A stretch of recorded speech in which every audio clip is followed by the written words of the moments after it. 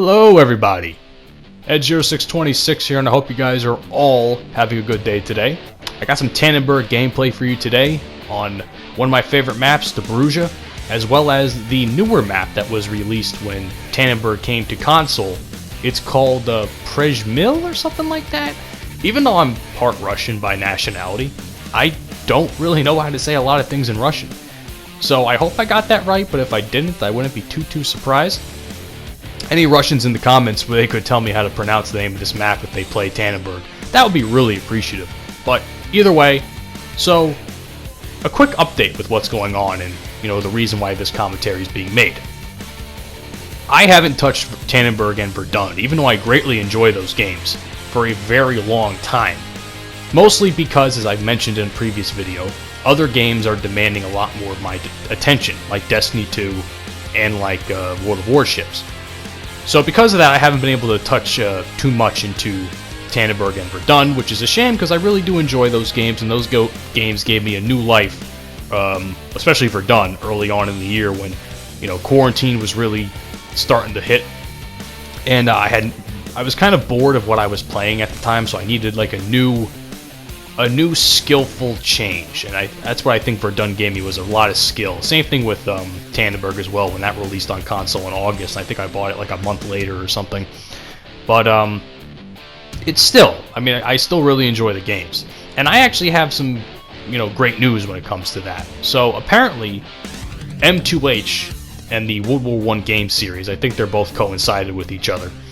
They announced that PlayStation 4 and Xbox One players can now crossplay when it comes to, playing the game for both Tannenberg and Verdun. One night I was actually, I heard there was supposed to be a big update, and one night when I started the updates, I'm like, holy fuck, 7 gigs. What the hell did they do to the game? Because these games aren't really that big. So when I see a 7 gigabyte update, I'm thinking to myself, okay, probably just graphical bug improvements that, every M2H game is going to have bugs. As the old saying goes with some of my friends, there are no bugs in Verdun. And in this case, Tannenberg as well. But the joke, that joke gets old pretty quick sometimes. But either way, so I'm thinking to myself, it's just, bug changes. Bug fixes, I should say. Little did I know, about the day later after I downloaded the updates, it said crossplay, and I'm like, holy shit, this is awesome.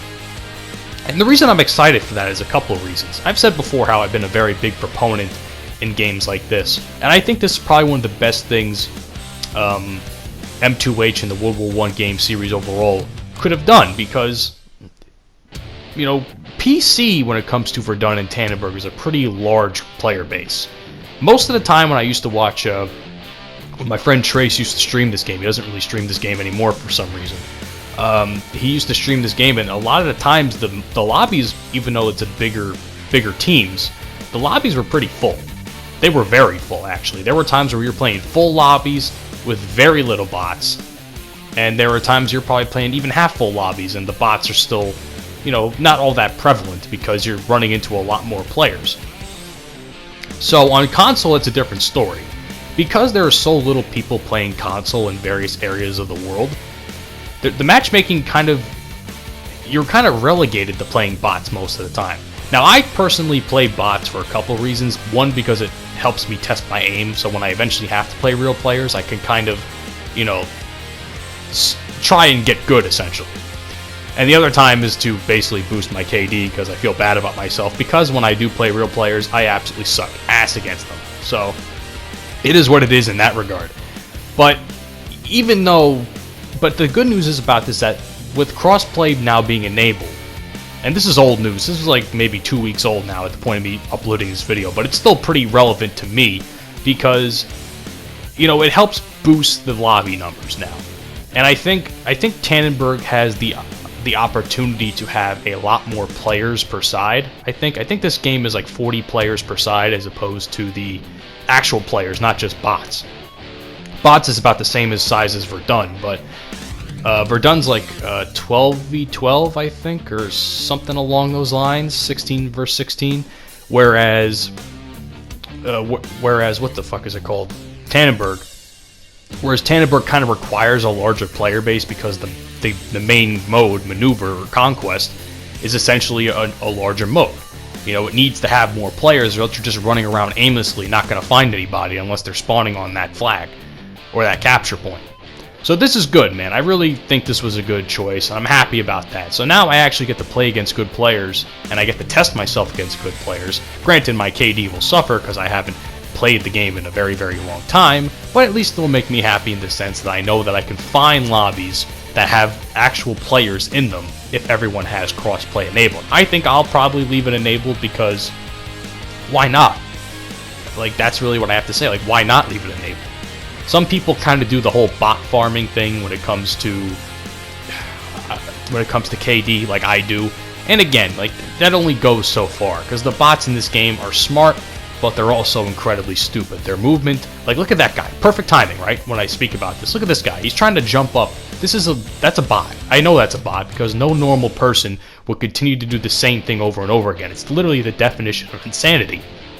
I was thinking to myself, should I shoot this guy or put him out of his misery, or am I just gonna miss because he keeps fucking going up and down all the time? He's basically bobbing his head. He's like, come shoot me, but I didn't want to take that shot at that point in time.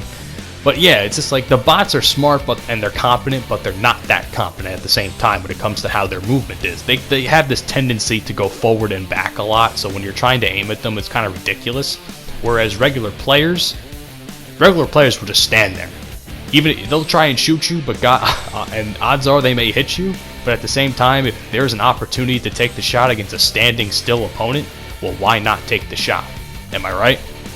So that's definitely going to be good, and I definitely think it's good for the overall player base and the community on console, because I just think it needed a boost. It really needed a boost, especially now, considering everyone's home, and especially now that I actually found out too that cross-platform is a thing for Verdun as well, and Tannenberg on PS5 and Xbox Series X. So I think crossplay is still enabled on there, but I don't know for a fact, so don't quote me on it. But all in all, I think it's good for the game. I think it's good for the future of the game. I think when it comes to whenever, if ever, the World War I game series and M2H decides that they want to eventually release another game from World War I, which I hope to God is either the Ottomans or the Italians. It should be either or. I just hope that they make a good choice, and I think that it's going to definitely boost the player base up a little bit, I think. But that's just my opinion. And it definitely helps me trying to find some new players to play with, because honestly, I more or less play this by myself without a few people. So anyway, hope you guys enjoyed this little commentary. Just wanted to, spurt my thoughts out about what's going on with the World War I game series and everything. And I hope you guys really enjoyed what I had to say. And if you're a fan of these games on the console, I think this is going to be great news for you if you haven't heard about it already for some reason. So with that being said, check me out on all the social media stuff you see down below, and listen to the 69 Whiskey Podcast. And I'll see you all in the next one. Have a great day, and peace out.